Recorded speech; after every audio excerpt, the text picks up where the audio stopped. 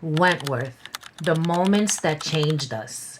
For me, one of the first moments on Wentworth that changed everything about the way I viewed certain characters was the death of B. Smith's daughter, Debbie. Debbie Smith was killed in season 1 of the show by her boyfriend, Braden Holtz. He was the son of Wentworth's top dog during season 1, Jacqueline Holtz, aka Jax. Braden gave Debbie a hot shot during the end of episode 8 in season 1, leaving viewers both shocked and saddened. And I personally felt a sense of dread after that because I knew that in the next episode, B. Smith would learn of her daughter's death. In episode 9 of season 1, titled To the Moon, we see all our H1 girls in their unit listening to music and dancing. They all look really happy.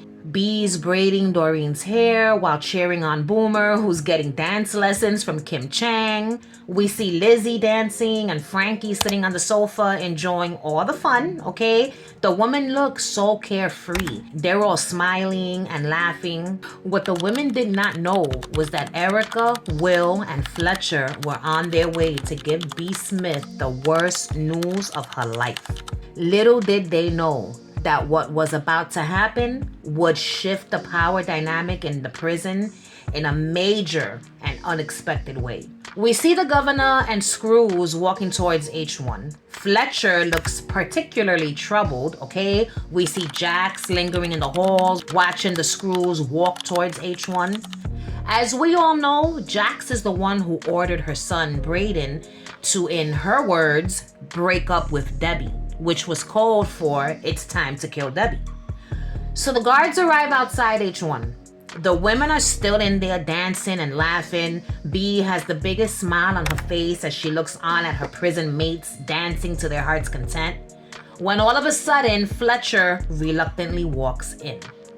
Frankie's the first to see him and she invites him to the dance party, but Fletcher just, ignores her. He looks like he's dreading what he knows is about to happen. He tells the women to turn off the music, and when they don't do it fast enough, he yells out at them to turn it off. They turn off the music, and then Fletcher says B's name. She turns around to look at him, and he tells her, "You're needed in medical." She looks a little confused, and she asks him if there's a problem, to which he responds, "Just come with me, please." The women all look concerned and worried. B ends up walking out with Fletcher, still not knowing what's going on. And when she sees Erica, who's the governor of Wentworth at the time, she asks her, "Have I done something wrong?" And when she said that, oh boy, it broke my heart, She asked that question so innocently. Never in her wildest dreams did B think she was about to get the news that her beloved daughter, Debbie, was dead. Oh man, I felt so very bad for B. Smith in this moment. So Erica insists that B come with her down to medical, and B's like, "What is it? Can't you just tell me here?" B continues to insist that they tell her what is going on right then and there. She's calm at this point, but she's firm in her request, and she just wants to know what's happening. And then she looks at Will Jackson. And the sadness on this man's face, oh boy, it just made me love him so much as a character. The look on his face showed how he empathized with the crushing pain that B was about to feel. B saw what he was feeling when she looked at him. And this was the moment where I felt like B knew. Her motherly instincts kicked in, and I think deep down she knew what they were about to tell her. B's demeanor changed from curious to almost frantic, and she asks them, "Is it Debbie? Is she okay? Where is she?"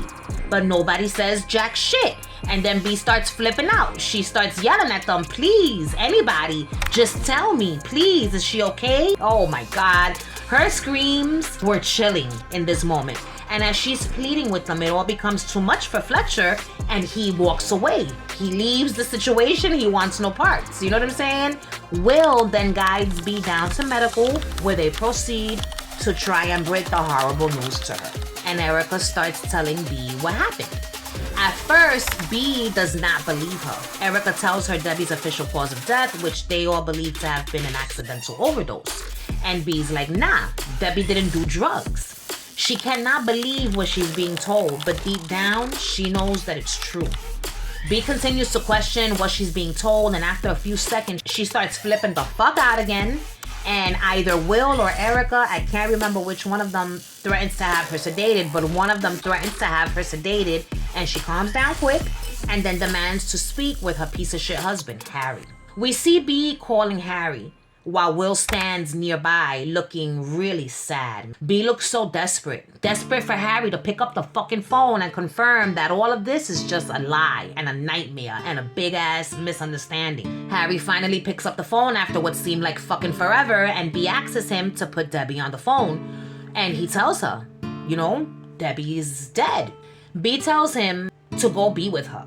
She asks him, where is she? Where's my little girl? And he tells her she's in the morgue, and B tells him to go be with Debbie because she's all alone and she needs someone to be there with her. And Harry just hangs up on her. After Harry hangs up, we see B crying, but then she pulls herself together real quick and gets up, and as soon as she turned around, she just fell to her knees and started crying, but not just regular crying. This was, oh boy, as viewers, we couldn't hear her cries because they had muted it, and all you could hear is music, and you could see it. We could only see her crying and hitting her own chest, and it was terrible. And I remember feeling thankful that I couldn't hear her cries because I know that would have made the scene that much more heartbreaking, right? And then what happens?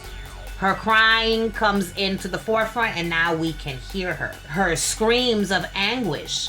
Oh my God, and it was just so heartbreaking, man. Will Jackson ends up getting down on his knees to console B.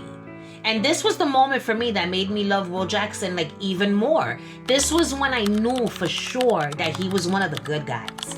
Later on in that episode, Will even goes the extra mile and volunteers to go see Debbie in the morgue on B's behalf. And he didn't have to do that, but he did. And for me, it just made me love and respect Will so much more. Debbie's death changed us as viewers of the show because it was so shocking and sad, and we all knew how much B loved her daughter, man. Debbie was her whole world, and to see what happened to her was so heartbreaking. I personally didn't feel sad because Debbie had died. The sadness that I felt was for B because she'd been through so much already and was trying so hard to survive in prison and do the right thing, and to know that after everything that's already happened to her, on top of that, now her daughter is dead, it was all too much. Debbie's death wasn't just a moment that changed us, it was also a moment that gave us more insight into some of the other characters. I spoke about what we all learned about Will. He's a great man with a wonderful heart, caring, and he empathizes with the women. But we also learned a little more about Fletcher. With the death of Debbie, we saw that Fletcher isn't just an asshole screw. He's actually a good person who suffers from PTSD after what he'd witnessed during his time in the armed forces. Before this revelation, I thought Fletcher wasn't the most likable, but after knowing what he struggled with, I was able to sympathize with him and see him through different eyes. Later on in the episode, when B finds out that she won't be able to attend Debbie's funeral, we see how the women rally around B to support her in this time. You know what I'm saying? They fought hard for her to be allowed to go to the funeral, and it didn't happen. So they went so far as to set up a moment in the yard where B and the women, they could all pay their respects to Debbie. It was touching to see how much the women were there for B.